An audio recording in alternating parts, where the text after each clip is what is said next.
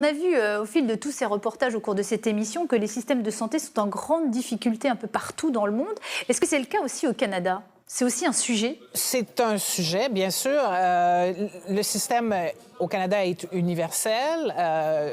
Il est appliqué différemment, je dirais, dans chacune des provinces qui, donc, administrent chacune leur propre système de santé. Donc, le panier, par exemple, des soins qui sont offerts n'est pas le même partout. Ça se ressemble. Il y a un début de système à deux vitesses par la force des choses, c'est-à-dire qu'on a permis des cliniques privées qui offrent l'imagerie magnétique, par exemple. Si on veut aller plus vite, donc on peut débourser et obtenir un rendez-vous, un examen plus rapidement. Même chose pour quelques petites chirurgies comme les cataractes. Mais pour parler du Québec que je connais bien... Oui, donc, parce que, pardonnez-moi de vous couper, Manon, il faut savoir qu'au Canada, ce sont les provinces qui gèrent les questions de santé. Et d'une province à l'autre, les difficultés ne sont pas les mêmes. Chaque province administre, oui.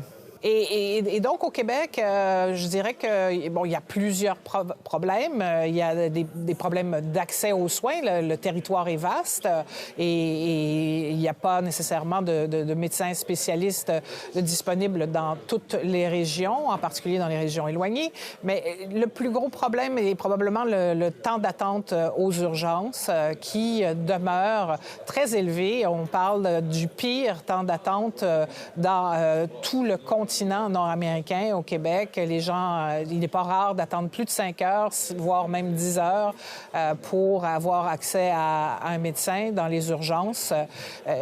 Le gouvernement actuel, le gouvernement du premier ministre François Legault a fait campagne en promettant qu'il allait réduire ces temps d'attente à 1h30. Je vous dirais que tout le monde ici prend ça avec un grain de sel en se disant que c'est à peu près impossible. Ça semble à peu près impossible d'atteindre ce niveau. Une des solutions pour y arriver, c'est bien sûr d'avoir plus d'infirmières spécialisées, des infirmières de première ligne. Le gouvernement a certainement obtenu un accord en ce sens, mais un accord qui reçoit quand même beaucoup de résistance de la part des médecins. Il y a du corporatisme, là. Il y a des objections... justement, de ne pas laisser trop aller de ce que les omnipraticiens font en ce moment. Patrick Pelloux, plus d'infirmières pour limiter le chaos des urgences, mais aussi peut-être plus de télémédecine?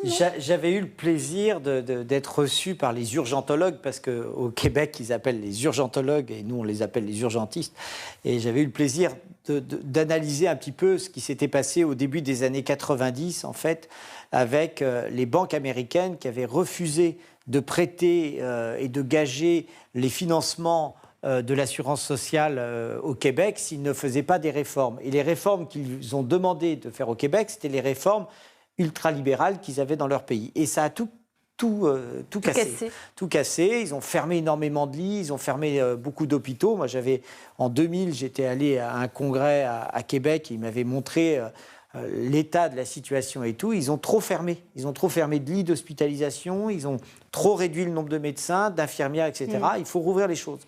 Il faut rouvrir les choses, sinon ils n'y arriveront pas. Il faut rouvrir des lits, il faut rouvrir des hôpitaux et il faut rouvrir du personnel. Patrick Pelloux, les infirmières, c'est un moyen de lutter justement contre cet engorgement des urgences, mais la télémédecine aussi peut-être, vous y croyez? Non, la télémédecine, ça dépendra parce qu'en fait, l'engorgement des urgences, si vous voulez, c'est quelque chose d'extrêmement complexe. Vous arriverez à baisser l'engorgement des urgences si vous avez une meilleure offre de soins, d'accord, avec des dispensaires, des centres de soins, des éléments qui répondent à cette modernité, des gens qui ont envie de consulter tout le temps, tout de suite. Voilà, c'est le monde moderne. C'est le malade du XXIe siècle. Et si on rouvre des lits de manière à fluidifier l'aval des urgences, c'est comme ça qu'on y arrivera. Et je rajoute à chaque fois cela, parce que je crois que c'est important, des grandes politiques de santé publique, de manière à s'intéresser à la santé dans les écoles, à la prise en charge des personnes âgées dans les maisons de retraite et les établissements pour personnes âgées. C'est comme ça, il y a une globalité. Si vous ne vous consacrez pas à cette globalité en termes de santé publique, vous serez toujours à la ramasse. Et si on est à la ramasse, qu'est-ce que ça fera? Des systèmes corrompus, avec des médecins qui prendront beaucoup d'argent en liquide pour soigner les gens, et c'est des systèmes de corruption. Et ça, les États, sur tout le magnifique exemple qu'on a eu autour de votre émission, ça cible vraiment une importance de l'accès aux soins et finalement des droits de l'homme.